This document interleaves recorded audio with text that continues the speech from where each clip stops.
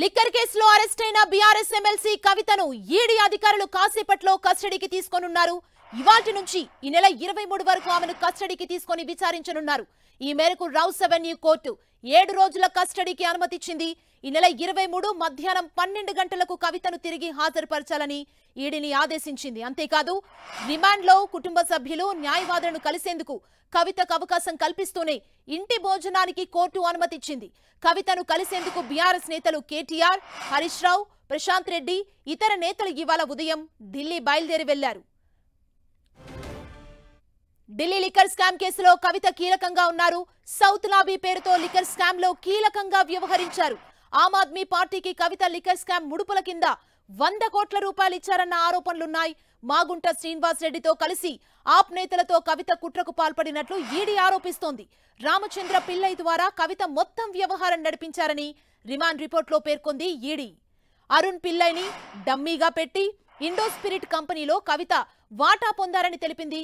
Case నుంచి తప్పించుకునేందుకు కవిత తన మొబైల్లోని ఆధారాలు తొలగించారని ఆరోపించింది. ఈ కేసులో చిక్కుముడులను విప్పేందుకు కవితను కస్టడీకి కోరినట్లు ఈడీ తెలిపింది. ఈ ప్రశ్నలన్నింటికీ సమాధానం కస్టడీలో రాబట్టనుంది ఈడీ.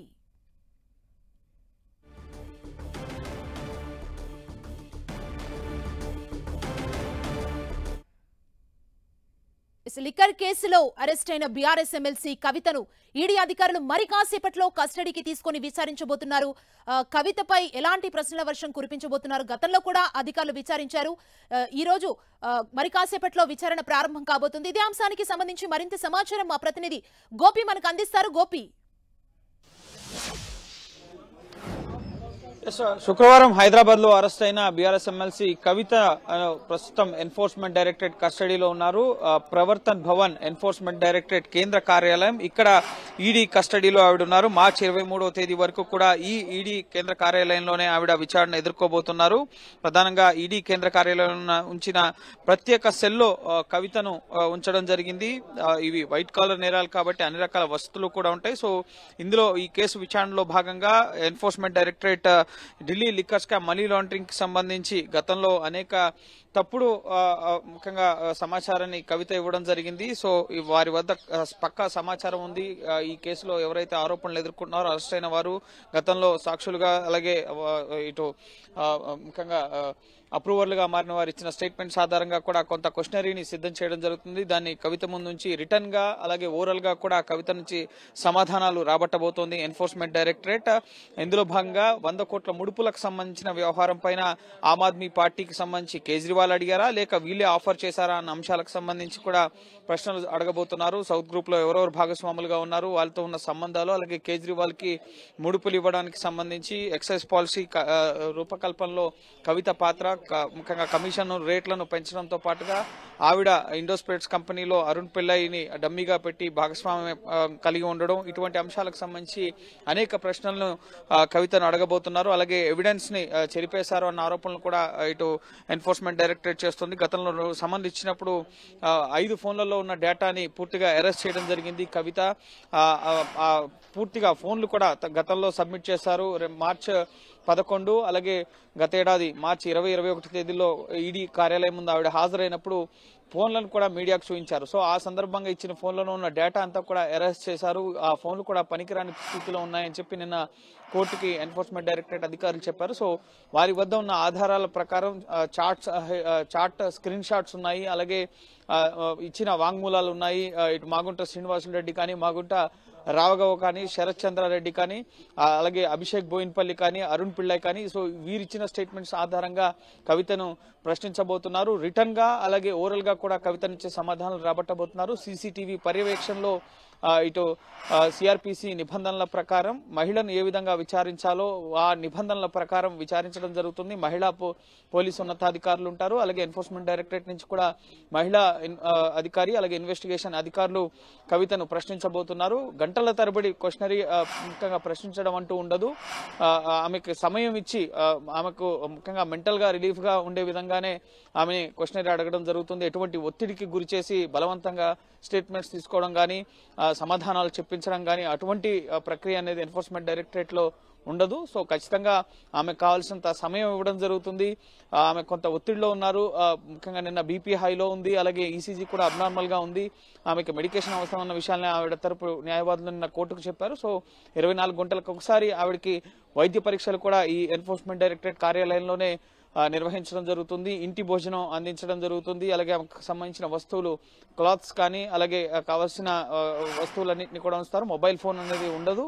కేవలం సాయంత్రం 6 నుంచి 7 గంటల సమయం మధ్యలోనే కుటుంబ సభ్యులు కలవడానికి అవకాశం ఉంటుంది. అందులో భాగంగా కేటీఆర్, హరీష్ రావు, అలాగే భర్త అనిల్ కుమార్ తో పాటుగా మరికొంతమందికి అవకాశం కల్పించడం జరిగింది. వారి న్యాయవాదులు ఇప్పటికే కుటుంబ సభ్యులు ఎవరెవరు కలుస్తారన్న జాబితా అందించారు. అలాగే న్యాయవాదులు కూడా ముఖ్యంగా 2 న్యాయవాదులు కలవడానికి అవకాశం ఉంటుంది. అరగంట న్యాయవాదులు, అరగంట కుటుంబ సభ్యులు కలిసేందుకు అవకాశం ఇచ్చారు. ఆ గంట సమయంలో కూడా ఎన్ఫోర్స్మెంట్ డైరెక్టరేట్ అధికారులు ముఖ్యంగా ఆమె కలిసినప్పుడు వారితో మాట్లాడే విషయాలు ఏవి కూడా ఎన్ఫోర్స్మెంట్ డైరెక్టరేట్ అధికారులు వినడానికి ఉండదు.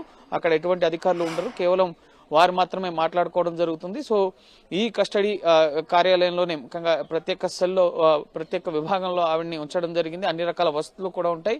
సో ఖచ్చితంగా ఆమెకి కావాల్సినంత సమయం ఇవ్వడం జరుగుతుంది. రిటర్న్ గాను అలాగే ఓరల్ గా కూడా అనేక ప్రశ్నల్ని ఆవిడని అడగడం జరుగుతుంది. 100 కోట్ల ముడుపుల వ్యవహారానికి సంబంధించి ఇండో స్పిరిట్స్ కంపెనీలో వాటాలకు సంబంధించి కిక్ బ్యాక్స్ పొందడంలో ఇటు లిక్కర్ పాలసీ కమిషన్ రేట్లను 12% పెంచడం జరిగింది. సో ఆ పాలసీ రూపకల్పనలో భాగంగా ఢిల్లీలో ఒబరాయ్ హోటల్లోనూ అనేక హోటల్స్ హైదరాబాద్ లోనూ సమావేశాలు జరగడం జరిగింది. సో అందులో ఎవరెవరు పాల్గొన్నారు, ఈ వ్యవహారంలో మొత్తం ఎంత లాభాలు మీరు పొందారు అన్న అంశాలకు సంబంధించి కవితను ప్రశ్నించడం జరుగుతుంది. అలాగే కవితతో పాటుగా రేపు కన్ఫ్రంటేషన్ పద్ధతిలో నిన్న శుక్రవారం జరిపిన సోదాల్లో భాగంగా 5 ఫోన్లను రికవరీ చేసుకోవడం జరిగింది.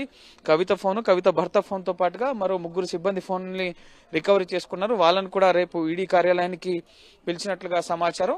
అలాగే 21వ తేదీ కేజ్రీవాల్ కూడా ముఖ్యంగా ఈడీ ముందు హాజరు కావాలని చెప్పి 9వ నోటీసులు ఇచ్చారు. కాబట్టి కేజ్రీవాల్ ని కవితను కూడా కలిపి ప్రశ్నించబోతున్నారు. మాగుంట శ్రీనివాసులు రెడ్డి ఇచ్చిన స్టేట్మెంట్ లో ఇటు కేజ్రీవాల్ 100 కోట్లను అడిగారు. సో దాన్ని మేము అరేంజ్ చేస్తున్నాం, మీ వాటాగా మీరు డబ్బులు ఇవ్వండి అని చెప్పి కవిత మాగుంట శ్రీనివాసులు రెడ్డిని అడిగినప్పుడు ఆ మర్నాడే మార్చి 20వ తేదీ 2021 నాడున ఇటు మాగుంట రాఘవ 25 కోట్లను అరేంజ్ చేశారు. అది కవితకు సంబంధించిన వ్యక్తులు అభిషేక్ బోయిన్పల్లి అలాగే గోరింట్ల బుచ్చిబాబు కవిత ఆడిటర్ కి ఇవ్వడం జరిగిందన్న స్టేట్మెంట్స్ కూడా ఇచ్చారు. కాబట్టి సో వీటన్నిటికి సంబంధించిన అంశాలపైన కవితని కేజ్రీవాల్ ని కలిపి కూడా ప్రశ్నించే అవకాశం కనిపిస్తోంది. సో 23వ తేదీ వరకు అయితే కవిత ఈ ఈడీ కేంద్ర కార్యాలయంలోనే కస్టడీని ఎదుర్కోబోతున్నారు. అనేక ప్రశ్నలు ఈ సందర్భంగా ఆవిడ్ని అడుగుతారు. కన్ఫ్రంటేషన్ పద్ధతిలో ఇతర నిందితులను కూడా తీసుకొచ్చి ఆవిడ ముందు ప్రశ్నించడం జరుగుతుంది. సో ఓవరాల్ గా ఈ కేసు దర్యాప్తు ఒక కీలక దశకు చేరుకుంది. కేజ్రీవాల్ కూడా వరుస నోటీసులు ఇస్తున్నారు. నెక్స్ట్ కేజ్రీవాల్ ని కూడా ఈడీ అరెస్ట్ చేసే అవకాశాలు కనిపిస్తున్నాయి. కాబట్టి సో